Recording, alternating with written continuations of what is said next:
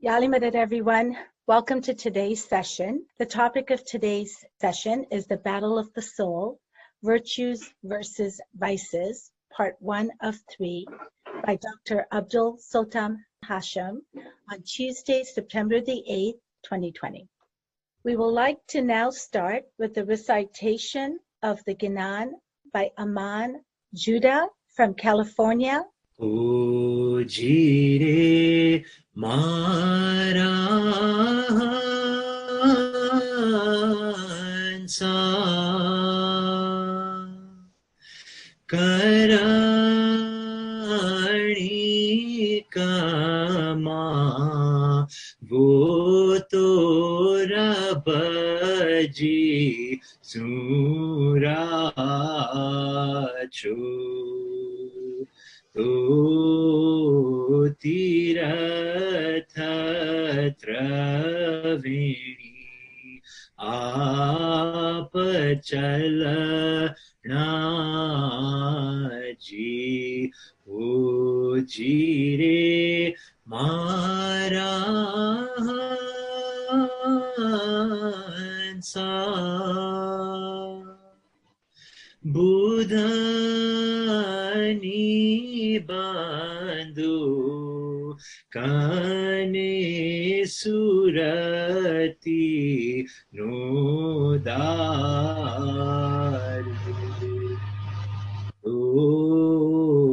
ginana goli beech bhara naji O jire mara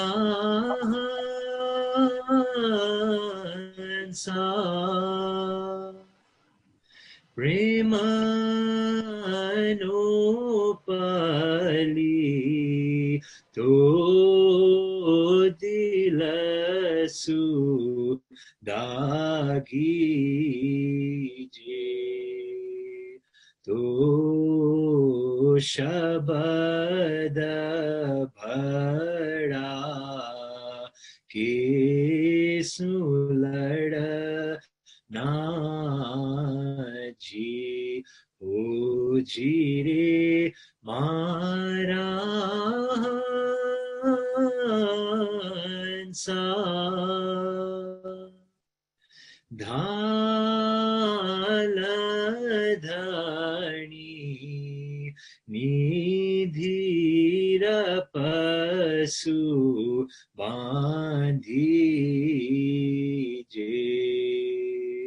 to sataki talwa re sulada naji O jire mara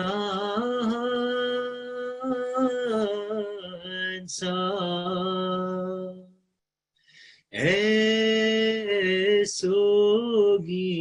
Esoginana pira bhanave sadarani Mara moman bhai tamere jo ushiya raji. Thank you so much for the beautiful recitation, Aman. Really appreciate it. We are, I think, ready to begin. Our topic, again, for those of you joining in, is the Battle of the Soul, Virtues versus Vices, by Dr. ABDUL Sultan HASSAM on September the 8th, 2020, at roughly now at 8:07 p.m. Dr. HASSAM, are you ready? I'm here, Shairos. Thank you. Wonderful. Would you please request Aman if he has a translation? I forgot to request it, but I don't know if he has one. Yes, Sure. I have it. I'm happy to share it. So the first part is, O my Momin brother, if you will perform good deeds, you will meet the Sustainer. Then the three holy rivers will come towards you of their own accord. Part 2. O my Momin brother, take the gun of wisdom and intelligence and the gunpowder of thought and concentration, then load it with the bullet of Ginan. Part 3. O my Momin brother, ignite the fuse of love with the heart and fight with the explosion of the word Isme Azam. Part 4. O my Momin brother, fasten the shield of the Lord with perseverance and fight with the sword of truth. Part 5. O my Momin brother, there are 52 markets in the city of 9 gates, or the body, wherein some people are asleep and some are awake. And the final part, 11. O my Momin brother, Pir Sadruddin says this Ginan. O my Momin brother, remain careful. Thank you, Aman. That was wonderful. Dr. H, if you're ready to begin, you can stop sharing the screen and we can start. Thank you very much, Iros, and all the other co-hosts. Yalimada to everyone. Welcome to tonight's session. And to begin this session, I would like to add some observations. First of all, thank you very much, Aman, for this most appropriate Ginan for the next 3 weeks, where this session on the battle of the soul or battle within the soul will be taking place. And I deeply appreciated these verses.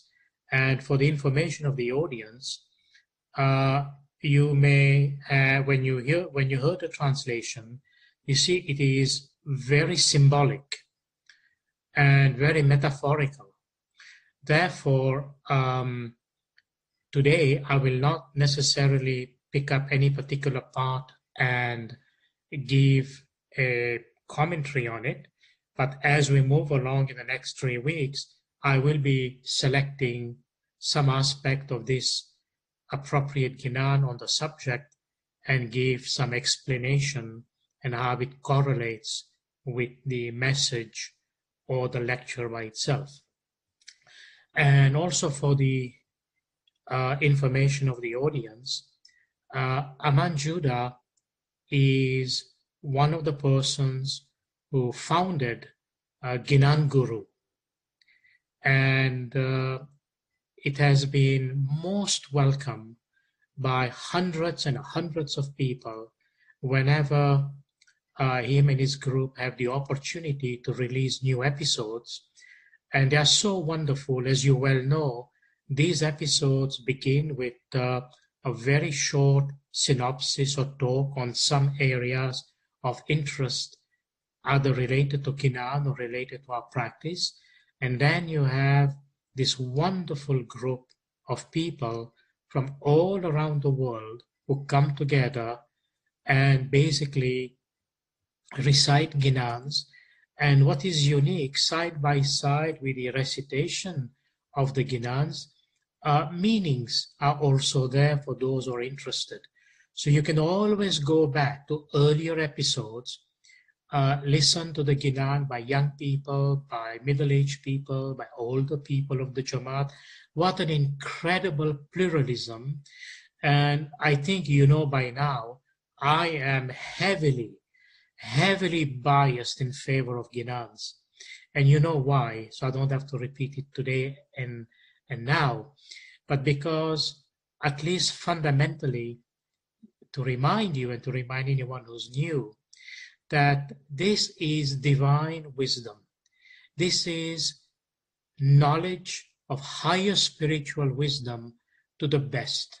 Because as you know, and I keep saying it, and I will always say it in recognition of everything our holy peers have done for the well-being and salvation of the Jamaat, is that the holy peers are the highest in creations, and they have given of themselves the whole lifetime of devotion to the Jamaat, so that the Jamaat may progress and the Jamaat may be on Sirat al-Mustaqim, and the Jamaat may receive the recognition of the Imam amongst dozens and dozens of other topics and subjects that are in the Ginans. So I encourage everyone, especially the younger people, to go to this site, to the Ginan Guru site, hear the Ginan, look at the meaning, and generate questions, generate thinking, reflect on the Ginans, and see whether you understand the sense of it, you understand the meaning of it, and how the Ginans actually enlighten your intellect and bring illumination to the intelligence that allows a believer to receive elevation of their understanding through this high spiritual Madhifati knowledge. So thank you, Ahmad, for you being here today. We are honored to have you, and we pray for the success of Ginat Guru, and may Mawla continue to inspire you and your group and all the participants who come to Ginat Guru to give their best and to add to the knowledge and understanding of the viewers who come to Ginat Guru. Thank you for that.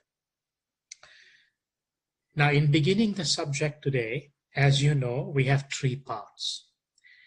Today, I would like to speak mostly on some of the principles associated with this whole subject, and in particular, giving focus to understanding about what is the mind. And perhaps next week, we will then continue as part 2, and we will address the more practical aspect of the virtue and vices from the explanation I will give today, and basically see how they connect with the whole notion of continuing to understand and transform the mind. And then in the 3rd lecture, we will continue with many references related specifically, and this is actually for all 3 lectures, related to the understanding our tariqah is giving us about the role and the function and the understanding about this particular aspect of our being that we call the mind. So it will be almost like starting today and coming back to the beginning, 360 degrees by the 3rd lecture. So what can we say to begin with about the mind? Well, before we get into the actual details related to the mind, I have to mention to you that the subject related to the understanding of the mind is hugely complex. And I mean that in every sense of the term.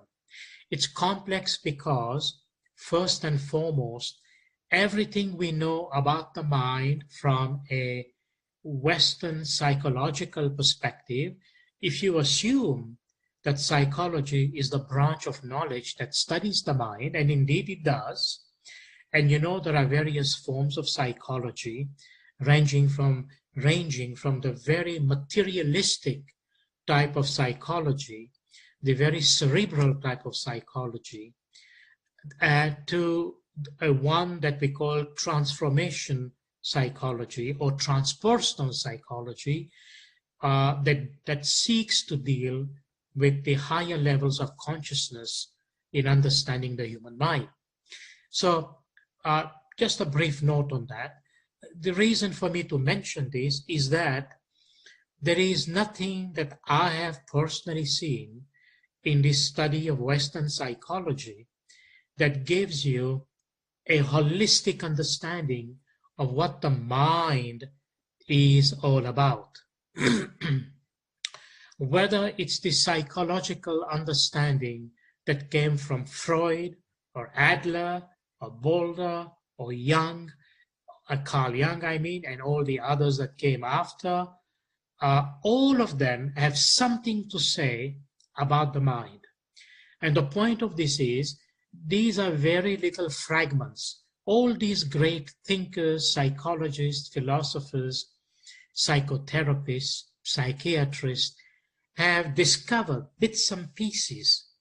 So the knowledge is very fragmentary in the context of what traditional spiritual psychology has to offer related to the mind. Now, given the complexity, I think you will appreciate the fact, and I hope that you understand, and I'm told that all the time, that, please keep it simple. So I'm trying to keep it as simple as I possibly can, because we have an objective and we have a purpose to discuss this particular subject. So it's not just the mind, but we will delve deeply into the mind because it is an important thing to do, but more so how the mind itself becomes for us, if we understand it correctly, a conduit to the soul. So the notion of the title, when it says Battle for the Soul, what is it that is meant by that? So let me maybe shed some light on the title, because I think it will help you understand where we're going with all of this, at least from its broader perspective. So first and foremost, let us together agree on a certain objective. Remember that every human being is composed of a body, mind, and spirit, to put it simply. And we are focusing on the notion of the mind because we know a lot about the physical body, and we do not need necessarily to delve deeply into the physical side because we are functioning through our physical body. Now, where does the mind, first of all, fit in? And I'm speaking in a very broad sense. Where does the mind fit in relation to, let's say, religious practice? And at this juncture, I'm sharing with you some common principles that apply almost to most religions in the world. And it's good for us to try to understand that into that broad framework. So the first thing I'd like to say in this regard is that in every faith, you will see that first there is what in theology we call a doctrine. And a doctrine basically refers to certain religious theological principles within which the faith functions and is founded. And when you think about what this doctrine is supposed to mean, if you look at, in fact, each and every religion that has a kind of a doctrine, you will come to appreciate that these principles that is identified as a doctrine is addressed actually to the mind of the believer. And I say that really in that sense, to the mind of the believer. And what is the purpose of it? The purpose of it is meant to act as a means of mental purification. So keep that in mind. The notion of doctrine or religious principle that is addressed to the mind is intended for mental purification, essentially to remove or to undo the obstacles. Which obstacles? Psychological and spiritual obstacles that have been created by the fact that the human being has forgotten his true nature. And in many doctrine, forgetting the true nature is called the fall. The human being fell from that exalted spiritual state to down a low material state. So that is the first, if you like, focus that is addressed to the mind from a religious perspective. Secondly, all religions, in some shape or form, they perform certain internal practices. Now, they call it rites and rituals, or certain rites and practices within the context of their faith. I like to use the word our beloved Imam has used, and that is the customs and ceremonies that we practice. And what is the purpose of these customs and ceremonies? Well, again, I'm giving some very general remarks. The purpose of these customs and ceremonies that we practice in a space that others may call a mandir or a synagogue or a church or a whatever special places of gathering they have. The purpose of these customs and ceremonies, at least from the perspective of how we look at them, they are sacred acts. They are sacred acts that generate grace and benediction, blessings. So when we perform these acts in the context of our practice, they are intended to generate, to bring down blessings and grace.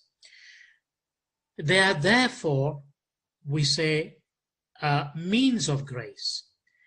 They are a channel that is opened when the human mind is in conformity, in alignment with the action that the body performs in the context of these customs and ceremonies. So these are revealed sources of what one might call celestial empowerment that gives the fallen will of the individual a regenerative grace. Let me explain that. The fact that a human being has lost his spiritual understanding of his position through the performance of these practices within the space we call Chamatkana, it allows the individual to regain and re-understand that position, which that's why these performances are known to give us celestial empowerment, means spiritual empowerment, and it's a regenerative grace, so it revives through that grace our will positively. And it enables the practitioner or the believer or the faithful to reorient himself towards heaven. So if doctrine is there to purify the mind, then the customs and ceremonies purifies the will, because this is where the mind exercises through logic, through understanding, his volition, his will. And that brings, if you like, the mind and body in a context of alignment so that it is in harmony. And the purpose of all of that is to enable the believer, to see things more clearly, and to see things more clearly so that he is able to master and comprehend his path to salvation, and also to remove, as I mentioned earlier on, the obstacles that are in front of him, so that he is able to partake of this supernatural help, supernatural intervention that is provided to the believer through his action in the practices. Now, I am being purposefully general because I am not speaking exclusively on our own practices in detail, that is. Now, there is a third aspect, and this third aspect relates, and again I'm speaking generally for all religions, including Islam and ours in particular. There is the element which I think, to put it simply, the element of art.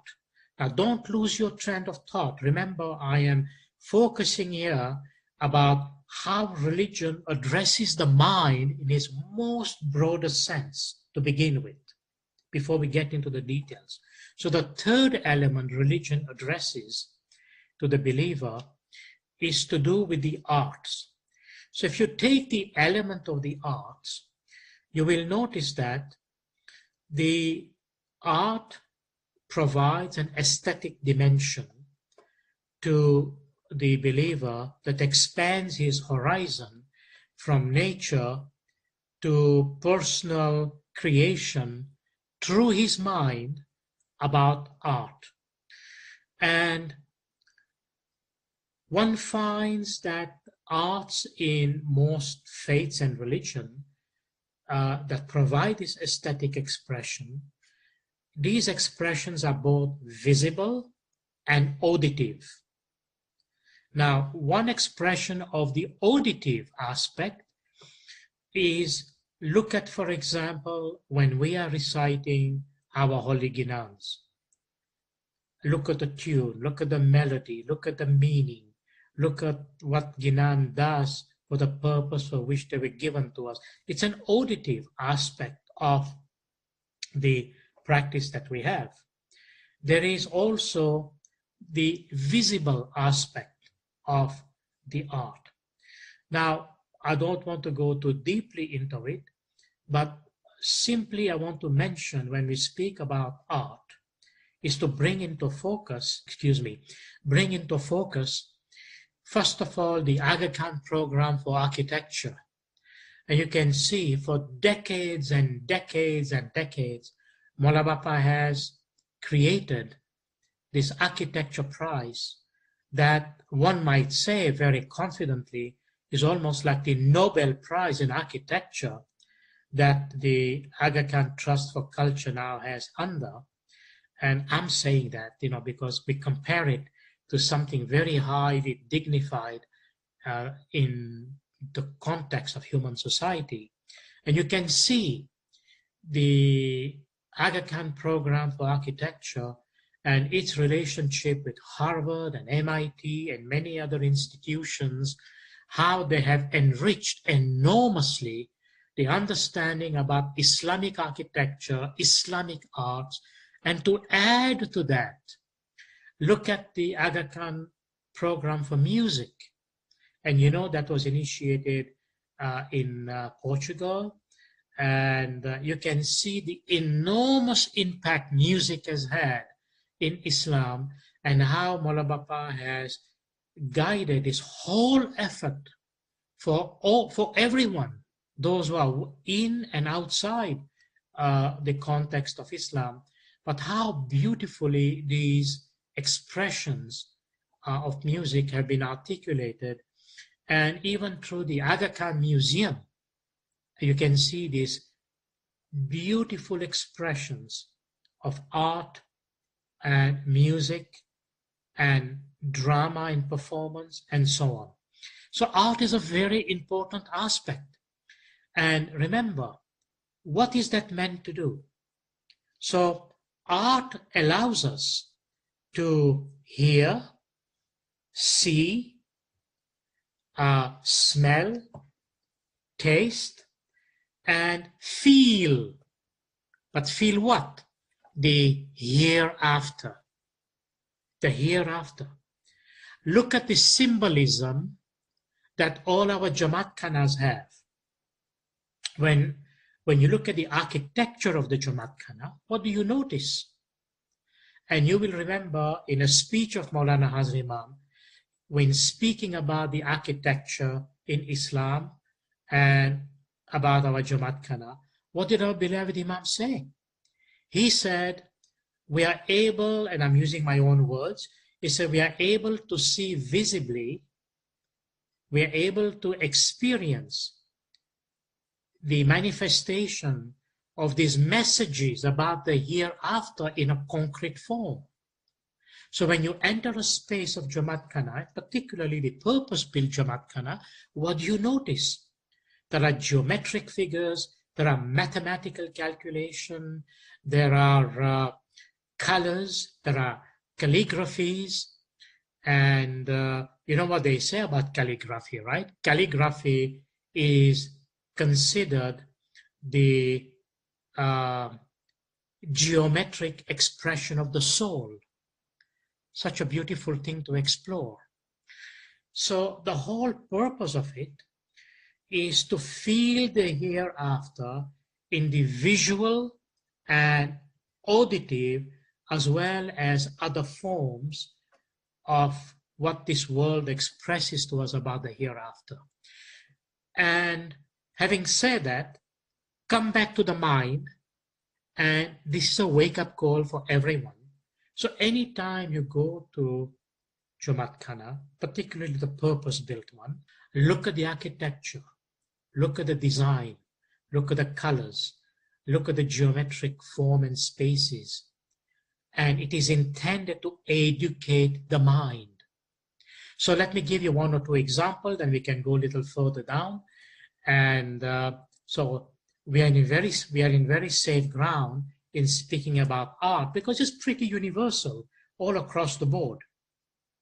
So I want to take the example of the Dad Khana in Vancouver. For those of you who are outside the Canadian space, if you look at Dad Khana, what will you find? And I'm giving some very general comments.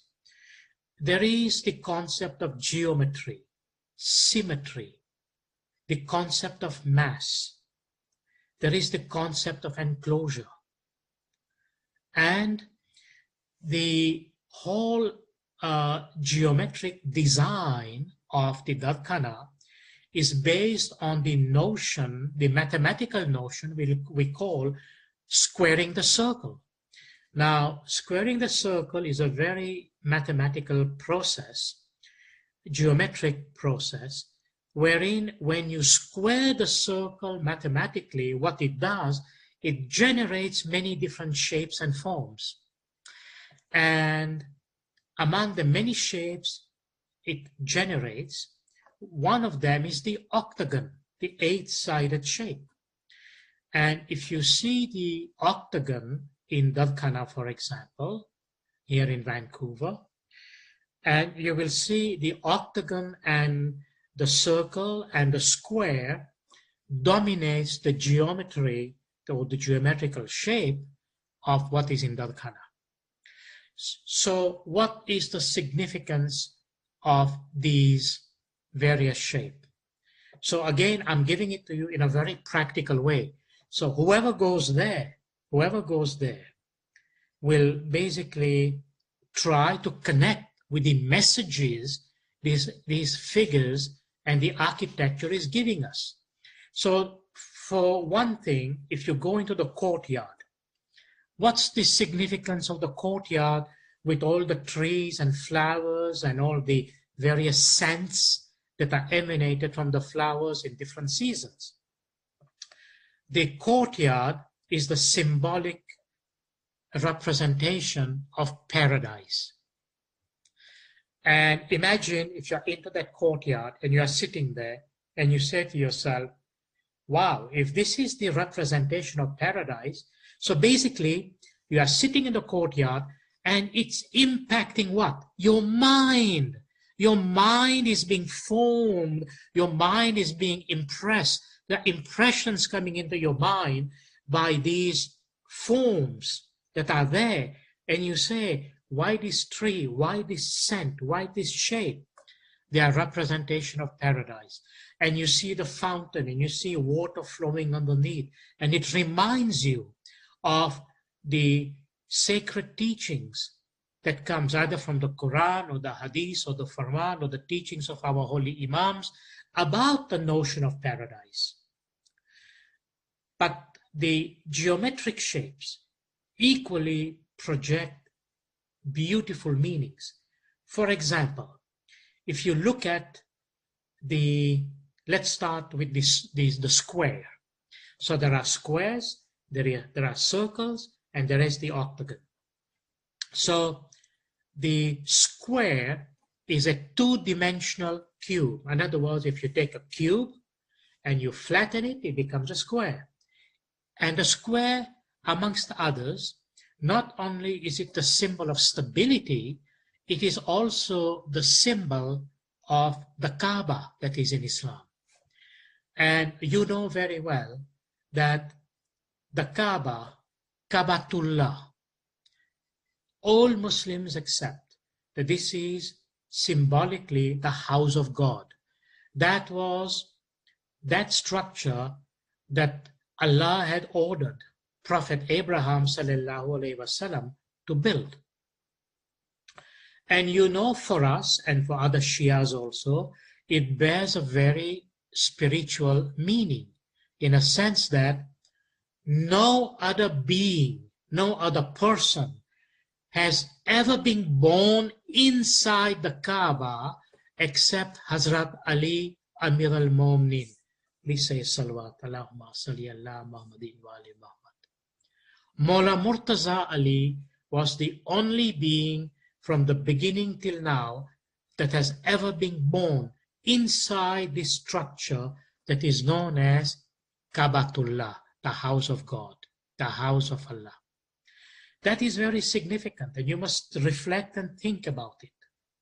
The other thing about this Kaaba is that the Kaaba symbolically is actually a structure on the surface of planet Earth, and its position represents the celestial axis that pierces the earth, meaning that axis that is at the center of things. That too has a meaning if for those who reflect. Now, there are other meanings in other tradition, and we need some time to explore and read them. The circle is a common symbol of infinity. There is no beginning and there is no end, and many things can be said about it. And the octagon, and remember, we are still speaking about the geometric shapes in Darkhana. The octagon, 8-sided shape, there is a verse in the Quran that says, the throne of God in heaven is supported by 8 angels.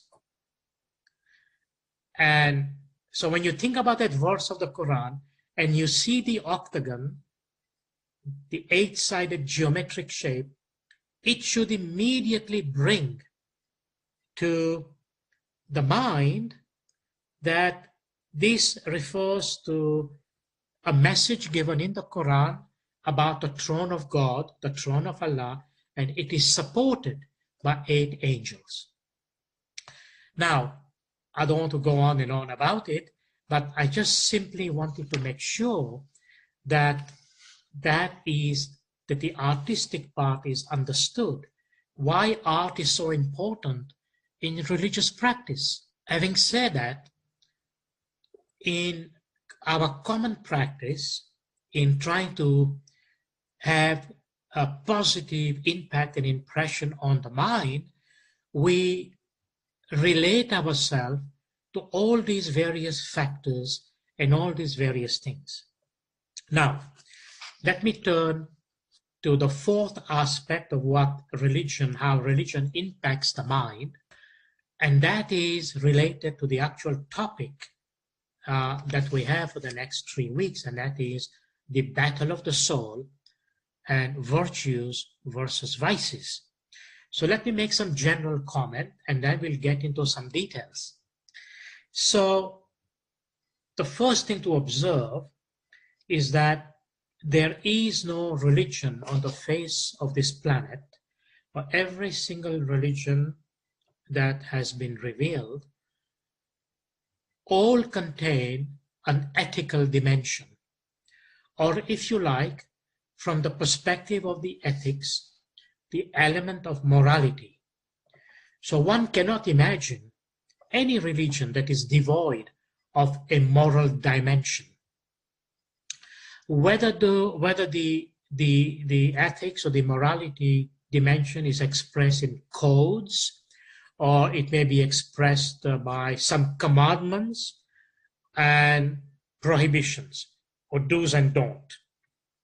Every religion has that. Needless to rub it in or emphasize on that. The important thing here is, when we speak about the battle within the soul or the battle of the soul, it's that the moral life, in its deepest sense, try to understand this, please, the ethical life, the moral life that we seek to live, in its most deepest sense, it's actually this battle within the soul between the virtues and the vices. This is the foundation which I hope that we can use for the next 3 weeks in these 3 lectures to emphasize and see where does it take us.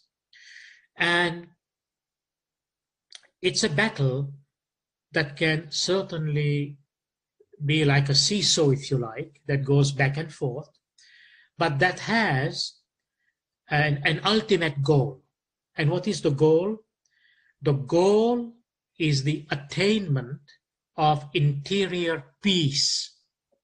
What we say in the Quranic terminology, nafse mutma'ina, when the soul is at peace, is an amazing thing. And this notion of attaining interior peace is rooted with the very meaning of Islam. If you remember that Islam means submission to begin with, and it also means peace, meaning he who submits himself to divine will gains this peace.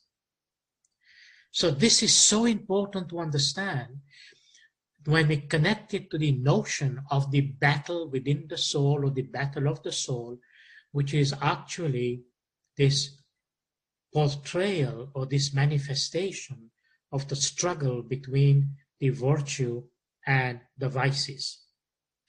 Because without a moral commitment, without individual having an ethical or moral framework, which basically engages the whole life of the individual, certainly within the message that Islam gives, neither can the practitioner retain in his soul the graces deployed or used in the notion of doctrine or practices of the faith.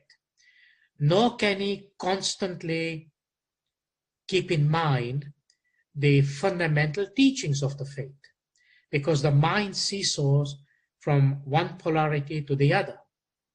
So instead, the mind becomes scattered. You know what I mean by that. His will becomes weakened, and the inner life that is intended to gain peace is actually dispersed and attached to all these transient phenomena of the material life. Not a very pretty picture if you lose these dimensions. So let's go into the details. So I hope that these 4 aspects, that is that of the principles of the faith, meaning from a doctrinal point of view, the actual practices in terms of ceremonies and custom for us, the notion of ethics and morality, the notion of art, all are messages given to the practitioner, to the believer, to the faithful. So the impact of that becomes a positive force in his life. And by the way, that is also one of the reasons why, if you are conscientious and if you are awake to this notion, You know, when we choose various things, I mean arts and paintings to put in our homes. So remember, the home you live in is you built this environment. And you may put a certain painting, a certain picture, a certain art form. And what is that meant to do? It's meant to impact your mind, so your mind is constantly remembered what it is surrounded with. What it is surrounded with. And of course, one of the most wonderful things that we do as murids of the Holy Imam, we always have somewhere in our home Maulana Bapa's picture. And having Maulana Bapa's picture, and there are so many beautiful pictures these days that you can look at, they convey, it's an impact in our mind. It creates a presence. It creates a nexus. It creates a bridge. And you know, and I may have mentioned that before, the very act that the picture may trigger and provoke remembrance of your faith, and to remember Maulana Bapa that way, that in itself is an act of mercy. The Holy Prophet Muhammad sallallahu alaihi wasallam said, to look at the holy countenance or face of Hazrat Ali is ibadat, and it is a mercy. So I would like you to reflect upon these elements and to see that when we place in our homes arts objects, paintings, artifacts, and other things, it reminds us of certain things and it impacts our mind and is meant to make our mind happy. It's a bit of a funny thing to say, make my mind happy. You'll come to see in a moment what I mean by all of that. But this is intended to do that. And if your mind is in that positive state of appreciation and absorption, you will immediately review what is around you. And you will basically decide, based on your understanding and in your meaning, where you place certain things, how they impact your thinking, why did you place this shape or that photograph, and so on and so forth. And it is also intended to bring you memories, which we will speak about it down the road. So, let's go a bit into some of the details. And in going through these details, I'd like you to look at a particular perspective that I want you also to basically keep in mind, because in this perspective is related to a kind of a self-examination about your own self related to the whole notion of the mind. So let me ask you this question. When you think about yourself, we say you are body, mind, and spirit. Where does that enter in the context of how things are impacting your understanding of yourself? And let me be more specific. Let me get right into the crux of these things without giving you the backdrop, because it will come to it anyway. If you think of yourself, and remember, I began by saying that each one of us were a body, mind, and spirit, be body, mind, and spirit, or body, mind, and soul. So ask yourself and say to yourself, I have a body. I have a body. Say to yourself in your own mind, I have a body, but I am not my body. Now I know people who have sometimes kind of gotten a shock because they say, wait a minute, I can't say that. This is me. And I've had to say, okay, that is you. But I said to them, just bear with me as we go deeper into this notion of introspection. So you can say that I have a body, which is for sure you have a body, but are you the body? No, I am not the body. I can see and I can feel my body, and what can be seen and what can be felt is not the true seer. Who is seeing right now that you have this body? So my body may be tired, my body may be excited, my body may be sick, my body may be healthy, my body may be heavy, my body may be light, but that has nothing to do with my inward I. I have a body, but I'm not my body. Now, this is an important exercise because what that exercise does is engaging your mind to basically tell you that stop identifying yourself, meaning your true self, with the body. You do have a body, but you're not the body. But when you overly identify yourself with the body from the perspective of your inner self, it's a mistaken identity. So let's move further. I have desire, but I am not my desires. Why? Because I can know my desire, and what can be known is not the true knower. Because desires come and go. They float through my awareness. I'm aware that I have this desire, I don't have this desire is here and that desire is gone. And I can see how they do not affect the inward eye, because these desires are there, but my real me is watching and experiencing this desire, but that is not the real me. So I cannot be my desire. I have desire, but I am not my desires. Now, this exercise, again, I'm saying to you, is in order to come to some level of inner understanding, that you have to be able to come to terms with this understanding, that if you are not your desires, then who are you?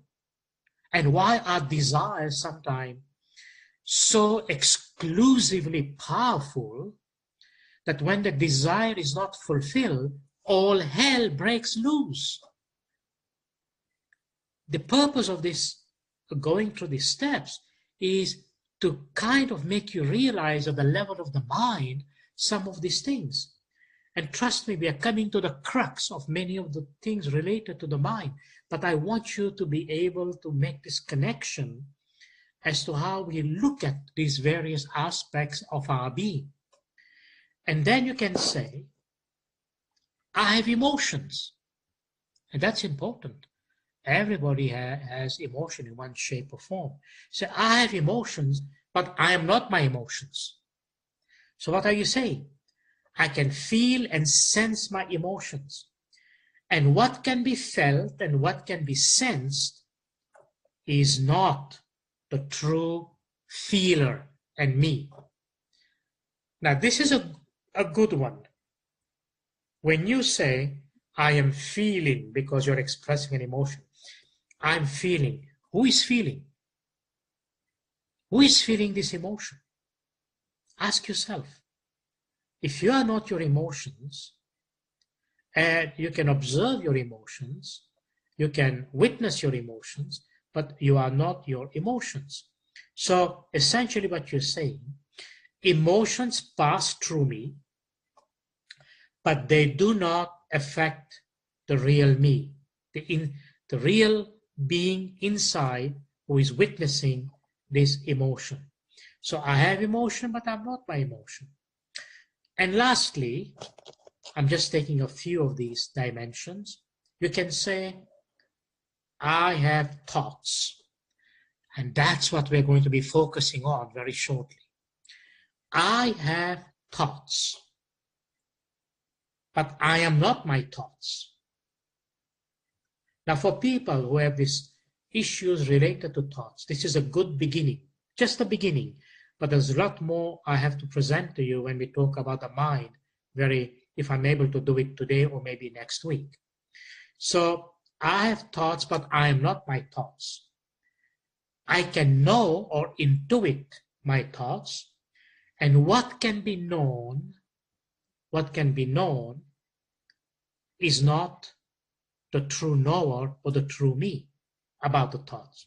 So thoughts come, thoughts go, thoughts leave me, but they do not affect the real me. I have thoughts, but I am not my thoughts. This exercise, I hope at some point in time, it's an exercise. It's a mental exercise. And it's intended for you to disidentify ourselves with the wrong real you. You know, some people truly believe they are the body. Others believe they are their desires. Others believe they are their emotion. Others believe they are their thoughts.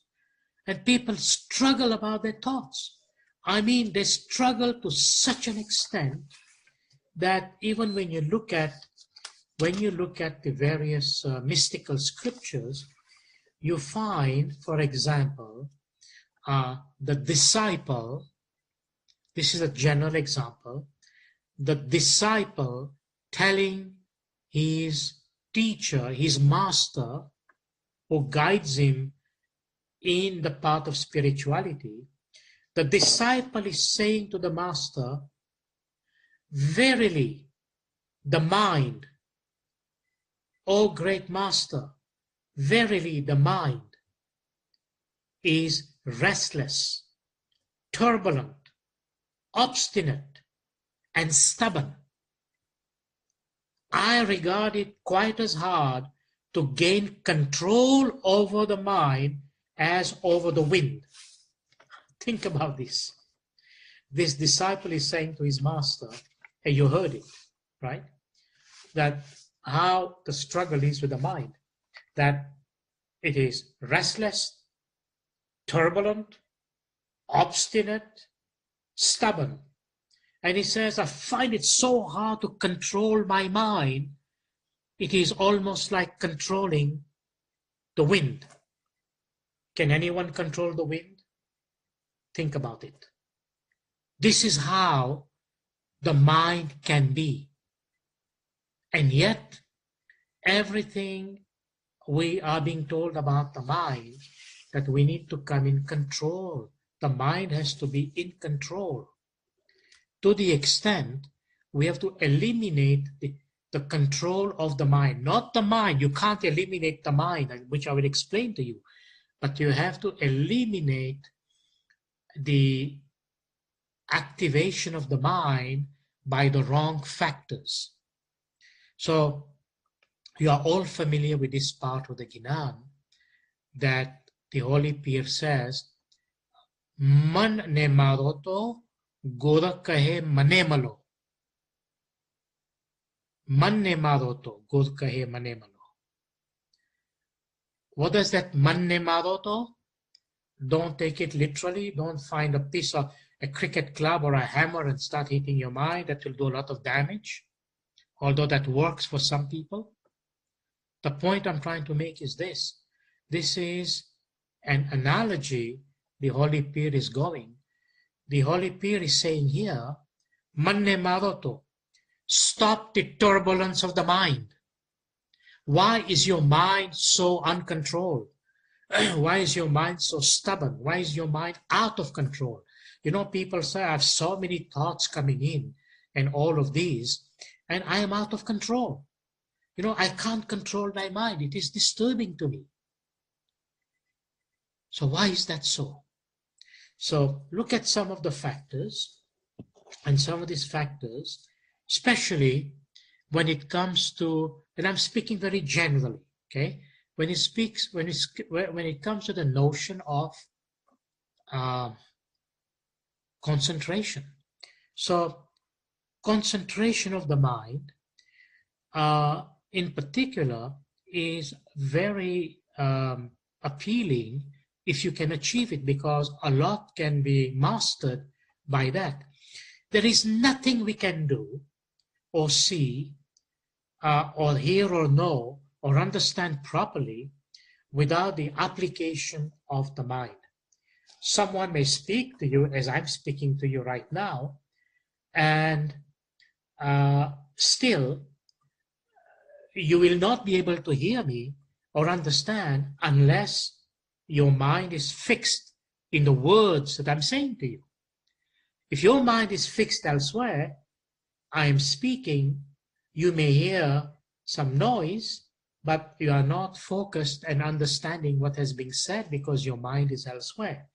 In the same way, even if you take ordinary deeds, and I know these are very mundane examples, but they are necessary to build our argument, even the ordinary deeds of life, such as, I don't know, take like cooking or sweeping a room, none of these can be done well by the mind unless the mind is fixed on the work. Imagine if you happen to be watching TV when you are sweeping a room, it won't be swept very well because your mind isn't focused to that. And you know, some people have this belief that you can actually multitask the mind. Do you know there is a large body of research that says that this is bunk. The mind is not designed to be multitasked. And you will see that as I explain things about the mind later. And people are into this habit to think they can multitask. They can never complete a job the right way. Their mind is scattered. And if they were able to complete something the right way, it may be just a good day they had, given the willpower they exercise over the mind to be able to do it. Now, I'm not telling you how you should use your mind. It's your mind. How you decide to use it, it's up to you. My task today is to share some important information, particularly related to how the mind can be a transformative force if we use it, particularly to understand our religious conception and objective. So going back to what I said earlier on about the doctrinal practices, about the ethical concept, about the moral rules, and the various aspects that I mentioned. You can see from what I've just said, they're all intended to kind of guide your mind towards what is the common line? Spirituality. Show your mind to become more spiritual rather than material. So this is no different when you speak about the higher duties of the mind. For example, when a teacher is teaching students, or for example, if you are writing an essay, or if you happen to be a painter who's basically painting. And the more the mind is fixed on the objective that you've set yourself for, the better will be the result. And the reverse is true. The less your mind is fixed, the worse will be the result. And you know, for this purpose, we often refer to the way in which people function related to the mind. And there are at least two basic ways. I'm saying basic. There are other dimensions to be added to and different modalities of understanding. But they say you can be task-oriented or you can be maintenance-oriented. Now, what do I mean by that? And again, I'm just simply explaining one of the modalities and functions of the mind, because we are coming to these very salient details. So the task-oriented person, their job is go there, open the door, put the light switch on, and get out. It's one task after the other without regards to anything else. A task-oriented person does this in that format of task. But a maintenance-oriented person, not only will they open the door, they will also check other factors related to the door. They will not only put the switch on for the light, they will also check if the light goes on. And they will do other things to make sure that his job and function has been done on the purpose of fulfilling something little higher and better than just a mechanical task. These are two ways people function. And no doubt there are certain activities that require task orientation, and there are other activities that require maintenance orientation. The disaster comes in when people are task oriented, and that's all they do. It's no matter what it is always one task after the other. That shows that kind of mind has certain blockages, certain openings that are required. And the maintenance-oriented person too should not be imbalanced, because there are tasks that can be maintenance-oriented and the other tasks that are task-oriented. So we need to bear that in mind. So the point is, you cannot fix your mind on something in particular unless your mind is detached for the time being from all other concerns. And you can take many examples. For example, if you are solving a mathematical equation, you can't be solving a mathematical equation and at the same time engaging your mind into maybe some activities that has taken your concentration away from them. There is the possibility you will slow down, you make errors, and you will not arrive at the right solution. It's the same thing with all other activities, needless to go into too many details. But the point here is that the power of attachment, now this is important, the power of attachment and detachment go together. How you attach your mind and eventually how you detach your mind. Both of them are necessary and both go together. In other words, without self-control, this power cannot be acquired. This is the key point. Without self-control, this power of attachment and detachment cannot be acquired. It necessitates, if I put it this way, that in order to gain control of your mind, you need to focus on the virtues. In order to focus and control your mind, you need to focus on the virtues. Now, remember, I have not as yet, I mentioned in the beginning, that I wanted to explain in some detail what is the mind made of. But we'll come to it perhaps in the next week's lecture. But I want to continue into the practical avenue tonight, because I know many of you said you are interested to know a little bit more about the practical aspect and the notion of the control of the mind. So let me continue with that, and then we will come back to the more descriptive and the more scientific aspect related to the mind. So without self-control, this power cannot be acquired. So as I said, it is necessary to cultivate the practice of virtues, and anyone who's become the slave to vices, and you know our Gnan is full of those examples, which I will come next week, to it. But things like anger and jealousy and hatred and pride, you know what they do? These vices cause you to lose control of the mind, to lose control over the mind. That's why in the Gnans, and I will, as I say, I will come to it next week, the Pir says, Panchabu ne tame varo, means try to control and get rid of, eliminate these 5 vices, so to speak. And we'll speak about these 5 vices, as I said, next week. So any kind of ill feeling impairs the mind. This is a rule, okay? And I'm coming to the details. I'm coming to the details very shortly. So make sure you do not lose the trend. Any one of the vices will cause you to lose control of your mind, as opposed to virtues that will help you control and be in control of your mind. And I'll explain that in a short minute.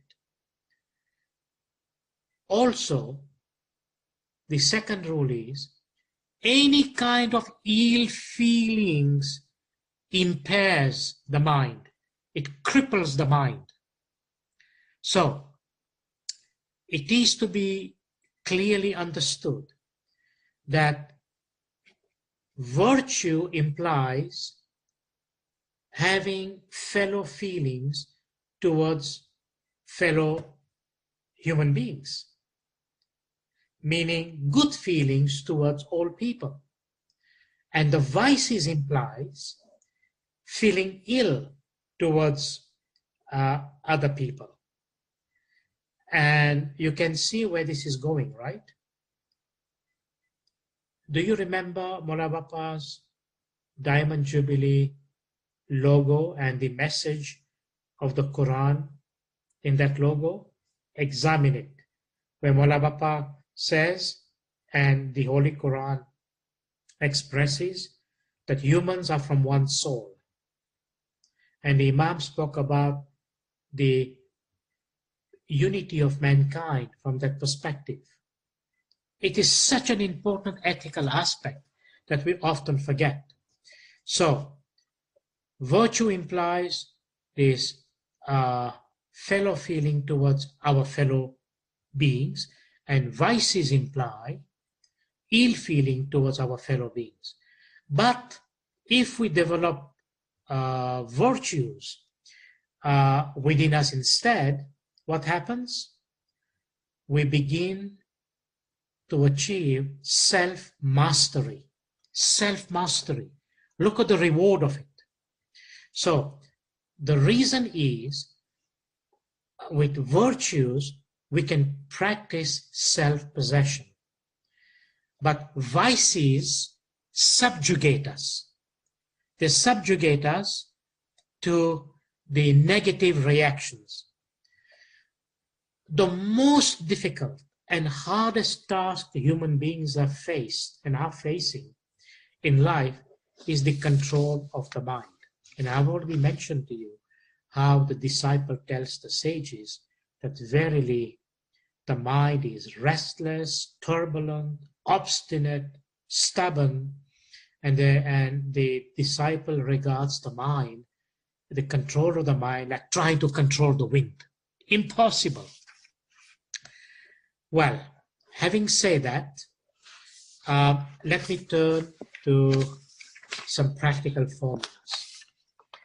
And as I do that,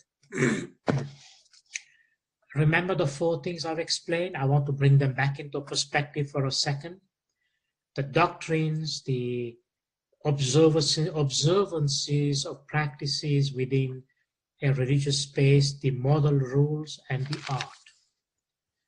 They are there to impact the human mind and the human understanding, and the human mind in particular.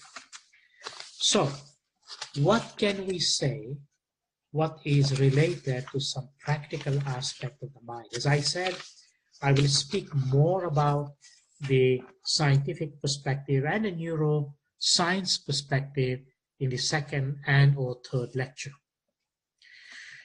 I hope this background, first of all, gives you some understanding about more or less where we are with the things related to mind and the function that religion gives in order to impact the mind with all these various dimensions that religion offers to people.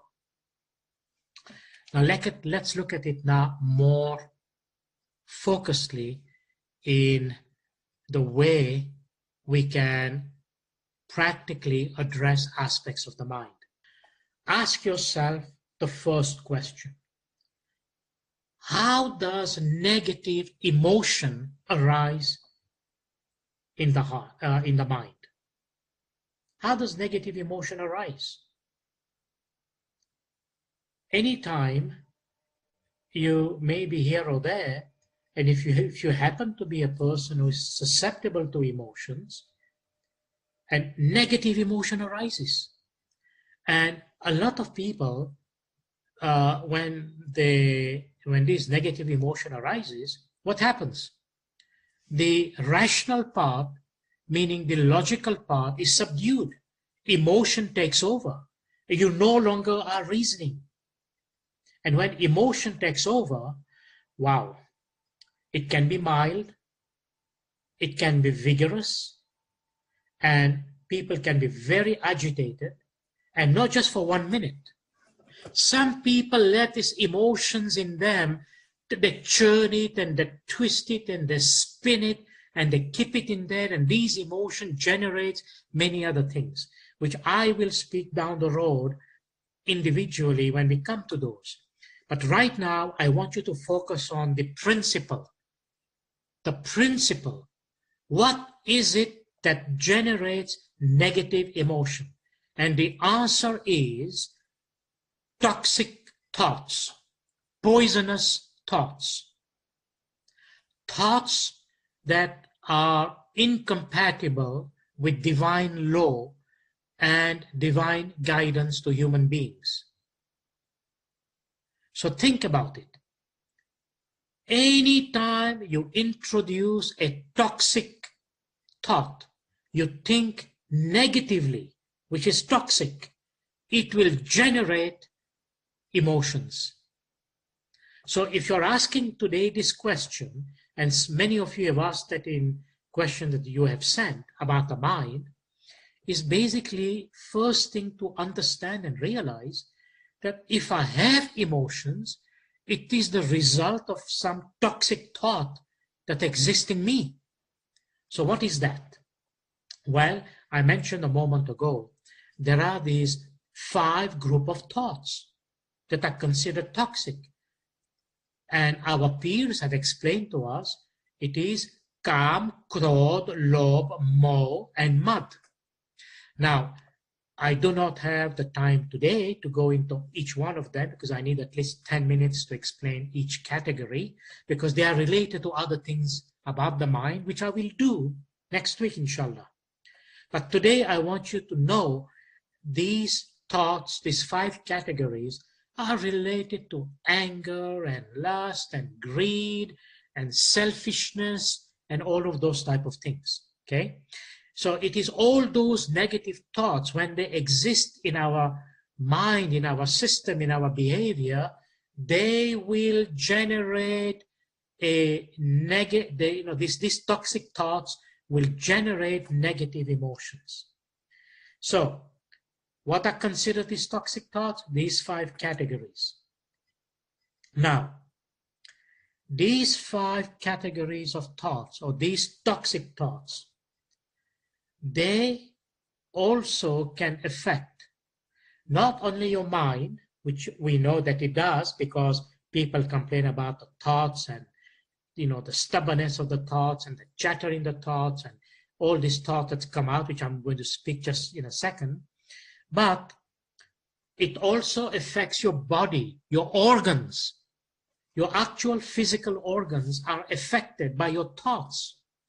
And we have ample scientific proof and evidence, but I want to speak to you from a spiritual medicine point of view. Okay, and I'm saying that because next week we will validate many of the things through many of the conceptual neuroscience is telling us about how our thoughts and feelings affect our body and our organs and the physical aspect of our thing. So there are, if your thoughts are virtuous, then they have therapeutic effect. If they are vices, they have negative effect. So the mind is made up of a material that is very subtle. We call it subtle matter. More about it next week. But I'm saying that simply to explain that the mind functions on borrowed consciousness. So look at it this way. You have the body, you have the mind, and you have your spirit. All the power the mind can ever get and all the power the body can get through the mind comes from the spirit. It is the power, the light, the energy from the spirit that makes the mind seemingly alive. Remember the exercise that we went through? And through the mind acts as a template that activates the physical body and the physical organs. As I said, this particular explanation in detail, I will do it next week, but I'm giving you heads up right now because I need to explain a couple of other things. So based on that first exercise we did, that I have a body, but I'm not the body. I have the desire, but I'm not the desire. I have the mind, but I'm not the mind. I have thoughts, but I'm not the thoughts. If you want to put it in this perspective, it is this power of the spirit that basically activates and gives the mind the power. The mind has no power of its own. That's why we say the mind functions on borrowed power, on borrowed consciousness. We falsely assume the mind is alive. My mind is powerful, it has this control. But you see, this is an illusion, it's not true. The mind has no power of its own. It is borrowed from the spirit, from the soul. And then, what does your mind contain? That depends on how your mind will interact in the external side of it. So, the reflection of consciousness falling on the mind illuminates the mind. I hope you're following me there. The reflection of consciousness falling on the mind illuminates the mind. It is like sunlight that falls through a window, and we think the light is from the window. It's not. The window simply is a curtain there through which that light is filtered. But if your window is very dirty, how much light will come out? Do you see the analogy? And if your window is actually black, how much light do you think will come out? So that is an impact in how we understand how the mind itself can be so layered with negative things. Okay, let's continue. So how does the mind obtain its information? Well, very clearly, the mind feeds on the sense objects to function. So remember this. I wish I had a slide made for you to see it clearly, maybe next week, that you have the powerhouse, which is the spirit. The light and energy and power of the spirit illuminates or basically animates the mind, and the mind as a template animates the physical body, and the physical body have these 5 senses: smell, touch, auditory, olfactory, gustatory, feeling, and so on. The 5 senses. So these 5 senses, they are picking up information all the time. This is all the data, if you like, that's coming in through these 5 senses. And where is this data going? This data that is then processed through your brain goes into that layer that we call the mind. And the mind feeds on these objects to function. So the mind needs sense data to think. Remember that. The activation of thinking, which the mind produces is through these various sense data that come to us. Now remember, I make it very simple, but remember this is very complex. When you read something, when you hear music which may be good, when you maybe are subject to somebody's insult, when somebody emotionally upsets you, it's all to do with these five senses. How do you get all that? It comes through the five senses. So mental activities are based upon sense perception. Okay, that is so very important to remember that. Now, what is creating the thoughts? So you know a little bit of mind right now. You know how the mind gets its activation. So now ask yourself the question, what is creating my thoughts? What's creating my thoughts? Where do my thoughts actually come from? Well, it is, first of all, from sense perception, what I've just explained, and my memories. Now you may be surprised, you say memories? Yeah, your memories.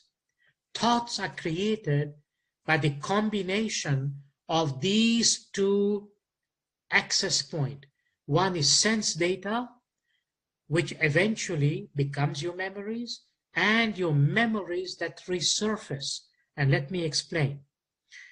So in this sense of the term, what can we say about the mechanism of the mind? Okay, what is the mechanism of the mind? So basically it is sense data that come in from the external world, the five senses and its multifarious interaction.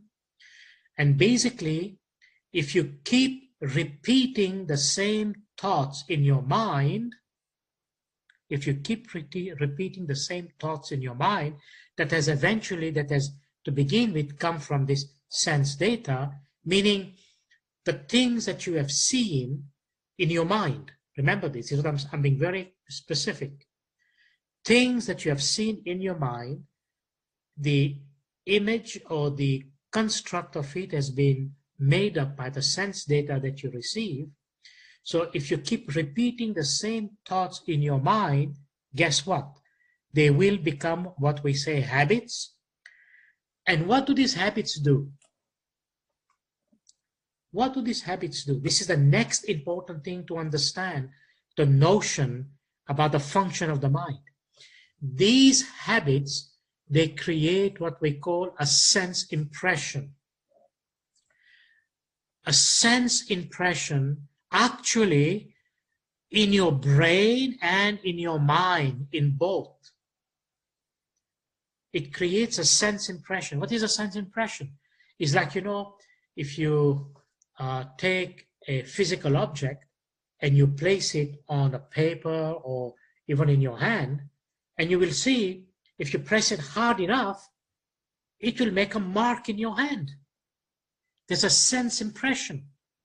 In the same way, the thoughts that you keep repeating in your mind, positive or negative, they make a sense impression in your brain that we call engrams and in your mind. And this sense impression, guess what? When it becomes a sense impression, it will sink into your subconscious mind. And sometime later, all that has gone into your subconscious mind, it will come back out. It will resurface. Meaning, sometimes later, these strong impressions, they resurface in your mind, in your conscious mind, and they are basically what you call memories.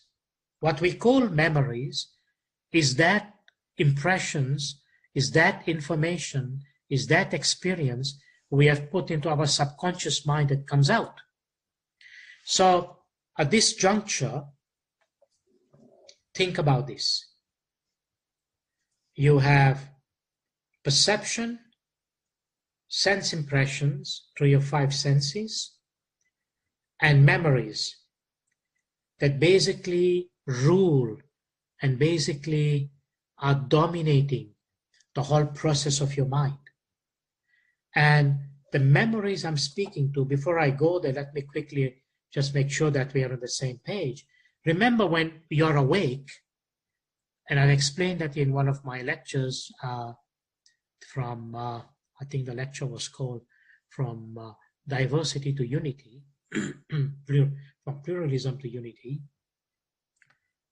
These, the notion of the conscious mind is when you're awake.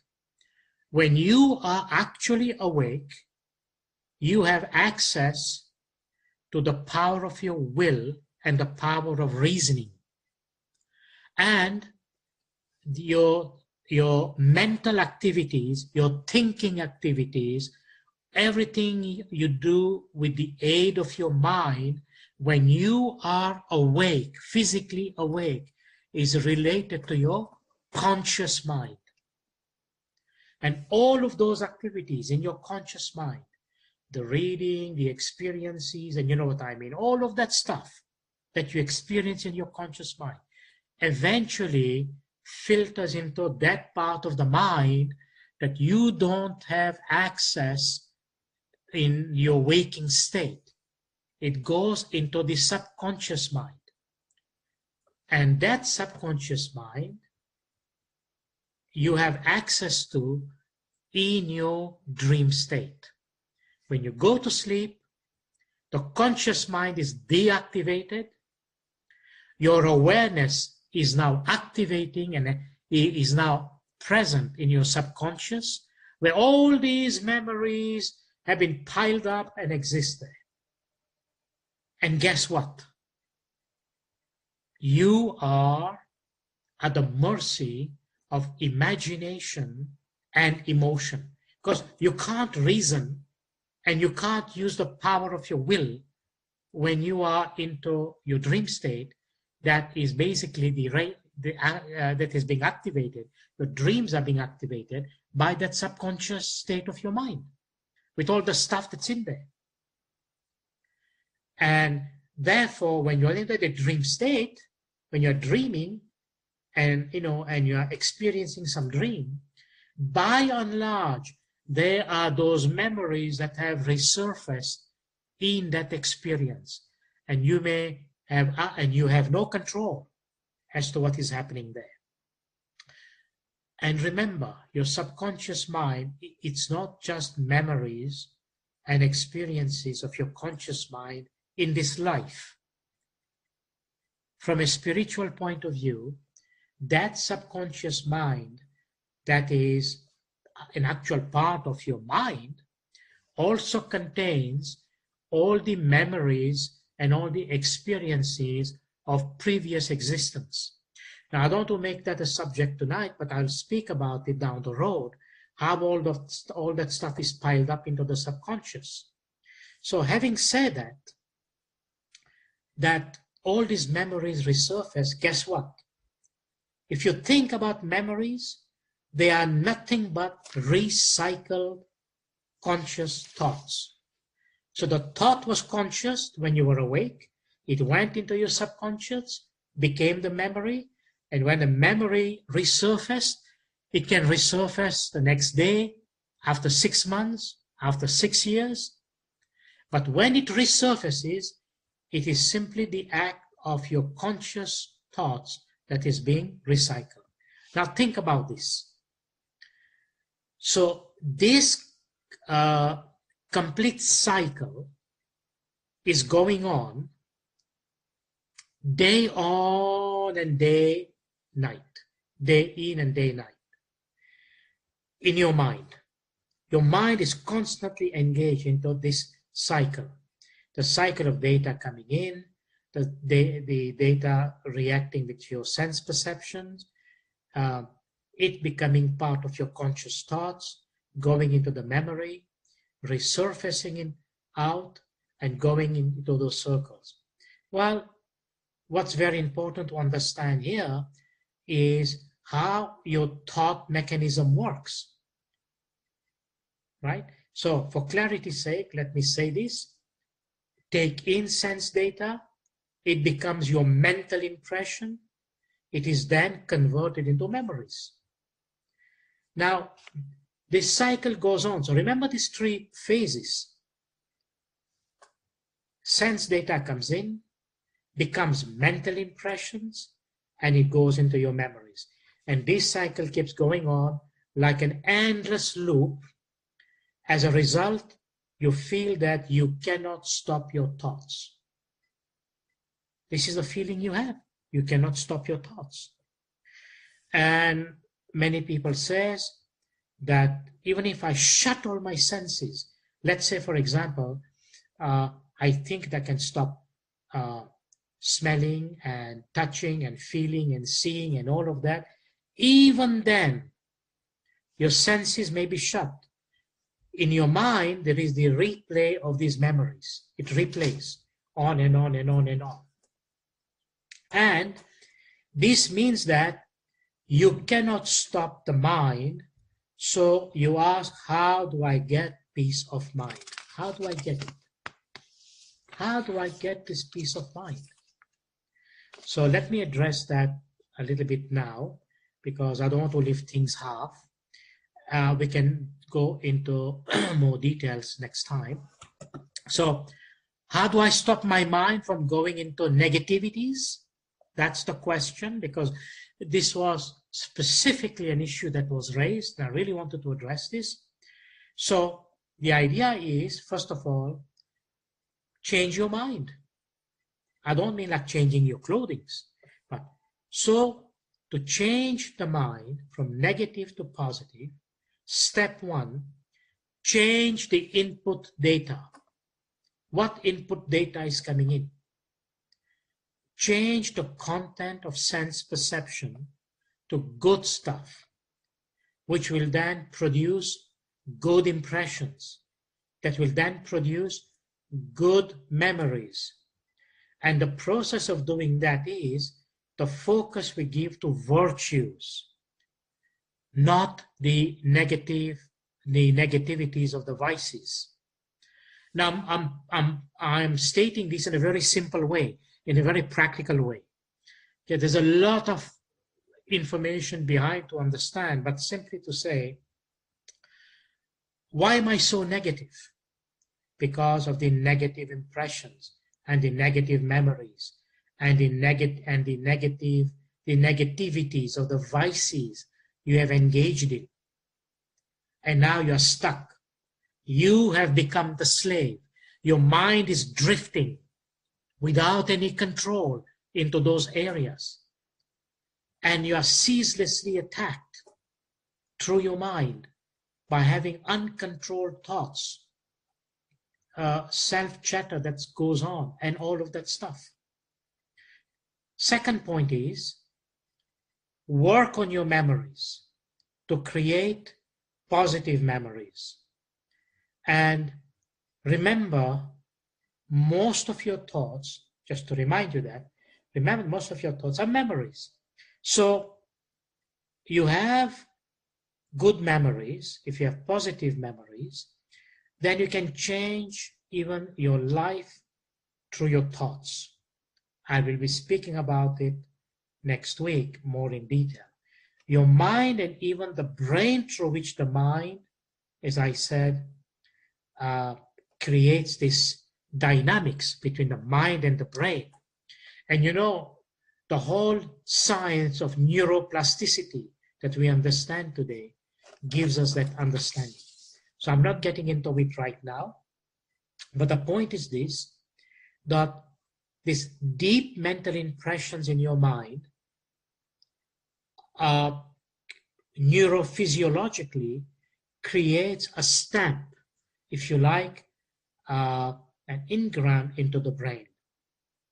And we can see how the neurons in the brain react to those kind of negativities and negative feelings and negative things. So regulating the thinking becomes very important. And this is one of the secrets of the mind. Now, because it's a secret, I'm not going to tell you right now. You have to keep thinking about it. So let me close this evening's session simply by summarizing, by saying that next week I will address the whole mechanism in greater detail and speak more about this inner process of the mind and memories. But for now, as a practical take-home, go-home message is, if you are concerned about the way in which your mind is interacting with you and it is out of control, you immediately need to start thinking positively by taking in positive data, input data.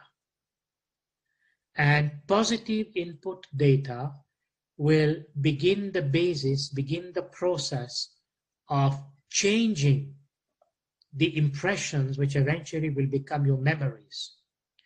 So remember one important thing. You cannot remove anything from the process of the mind unless you replace it with something. Many people mistakenly think, oh, you can just eliminate it. You can't eliminate because it's a sense impression that has become part of your memory. Now, I know the mind is very complex, but I'm making it very simple and giving you the very simplistic cues so that you don't have to go through all these details. But the fact is, in order to replace the negativity with the positivity, you have to take action. And the first action to take is to basically say to yourself, how do I control what's coming in? Of course you can control it. You have the willpower and you have intelligence. And this is the thing that our faith is teaching us. It's saying, I mean, let's say there is something negative happening. I'm not going into detail because of the in the interest of time. If something negative is happening, you can decide and say, no, I don't want to be part of it. This is your intellectual decision. And at the same time, I mean your rational decision to say no, and you have exercised your will to say, I'm sorry, I will have nothing to do with this. Remember the things I mentioned to you about the ethical part? This is the battle that the soul goes through, if you like, actually replicated in your mind. Now, one example is that this is a bad one that people sometimes do, and that is slander. We call ninda. Remember the part of Gnan? Ninda thaye tyanti utine jaye. The Holy Pir says, get out right away, just run wherever slander is happening. If somebody is even talking to you about a third party and they're slandering that individual, get out of there. Because slander is so bad in the reaction, in the negativity. What slander does, if you only knew, you would never do it. And Imam Sultan Muhammad Shah alayhi salam in one of the Farman has said, if you do ninda, you slander an individual, this is just like, it's even worse than eating human flesh. So I ask you this question. God forbid, if someone gets into the habit of slandering somebody, you're doing ninda, immediately remember, you have eaten human flesh. You have eaten human flesh. Terrible. It's cannibalism. Now, you can take so many examples, but I wanted to make that as an impression in your mind that why in faith, in the practice of our faith, we think about this ethical and moral aspect. So I'm going to stop here and back to you, Shairoz. My apologies, I think I took 10-15 minutes more, but it's the nature of the subject. And back to you. No worries. Thank you so much, Dr. Hashim. That was very enlightening, and I'm sure the audience truly appreciated it. I'm going to pass it on to Nayab, who's going to conduct the Q&A. Thank you, Shairoz. Thank you, Dr. Hassam. I think you left us quite an impression to think about. So today we had about 300 participants join us. So I would like to thank all the participants who did join us. Dr. Hassam, we would also, on behalf of the participants here, as well as those who will continue to benefit from your sessions, we want to humbly thank you for your time and your consistent efforts every week and bringing in such unique topics for us. We pray that Mola continue to bless you with endless success and joy and happiness in all of your future endeavors. Ameen. Amen. At this time, we also request some prayers from you. And the chat is open, so for those who want to ask Dr. Hassam any questions, they are more than welcome to post there after we finish our prayers. May Mola bless everyone with Hakikati Samaj. Ameen. May Mola Bapa bring enlightenment to your heart, to your thoughts, to your intellect, to be on Siratul Mustaqim. Ameen. May Mola Bapa protect you from vices that are destructive, that are negative, and that are against the path of our following. Ameen. May Mola Bapa bless you with the fulfillment of all your wishes. Ameen. May Mola Bapa bless you with the acceptance of all your prayers, your dedication, your ibadat. Ameen. May Mola Bapa keep you in His Noor, every Ameen. breath, every step, in everything that you do. Ameen. May the practice of your faith be the most certain avenue with the grace and blessings of Mola Bapa to bring you success in your material life and in your spiritual life. Ameen. And may Mola Bapa bless you with Zahiri Batini Dida. Ameen. Thank you. Ameen. Thank you, Dr. Hassam. So we do have a few questions for you. I'm going to go ahead and, again, we do have the chat opened up, but if anyone wants to use the raise hand feature, they are more than welcome to. And hopefully we can get to as many as we possibly can in the next 15 minutes.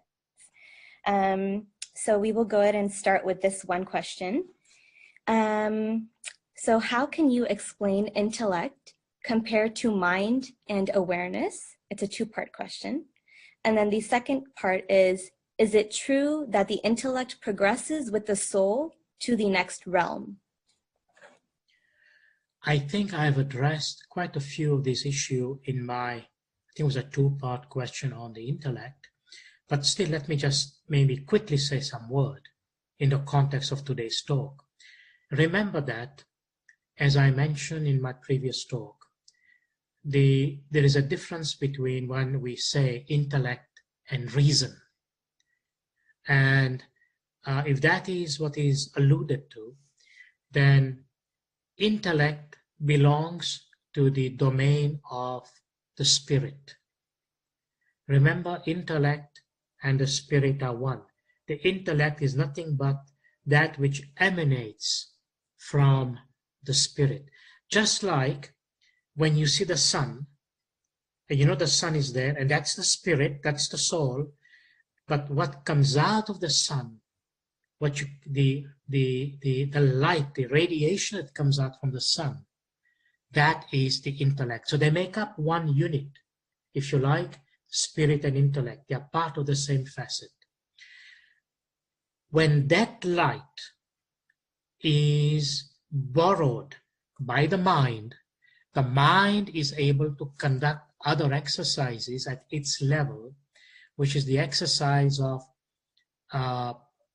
analysis and the exercise of reasoning, if you like. Now remember, the mind does not have any abilities of its own per se. It is actually the power coming out from the spirit which emanates the light of the intellect, which the mind borrows and appears to become an independent entity due to this illusion created by the nature of the mind, which I haven't explained today because, like I said, we have to explain the mechanism of the mind. So please go into those 2 lectures. If you still don't find satisfaction, please do come back. I'll be happy to expound unless we will find answer next week when I continue the subject. Thank you, Dr. Hassam. One more question for you. So what do you think Hazar Imam means when he says, although we are living in this world, our intellect is in another world? I've seen that question before, and I think to some degree I have also answered that. But you know, one of the way, and I'm sure there are multiple ways of looking at this beautiful diamond, one of the way to understand is to say to yourself, the intellect is not physical in nature, and yet it partakes of the physical nature through the process I've explained. So while we live in this world, the intellect is of another. So it is essentially, if you like, something from the spiritual realm that is in itself, by divine grace, partaking of it in the material realm, because that is the ultimate divine gift given to us. Wonderfully said, Dr. Hassam. I'm going to take a question from the chat. So it is from iPad. It says, if you have been cheated on by your spouse and they have left you and your child, how can you not feel anger and hurt? Of course, that is very serious. And if indeed it is the case that somebody has cheated, I think having anger and being hurt is a natural reaction and a natural consequence of those events that happen. And you must also remember that that kind of behavior has consequences. And these consequences are well defined and well expressed. They are the laws of action and reaction. And the thing is this, that if it has happened, God forbid, and you are going through a situation of this kind of turmoil, then our faith teaches us that you look at the constructive side of it by protecting yourself. Remember, the faith is intended to give direction and guidance and protection, even though you are suffering some ill will. So you have to open up at a greater extent, and you have to expand your understanding and your conviction that by doing what the faith says, you will come out of it successfully.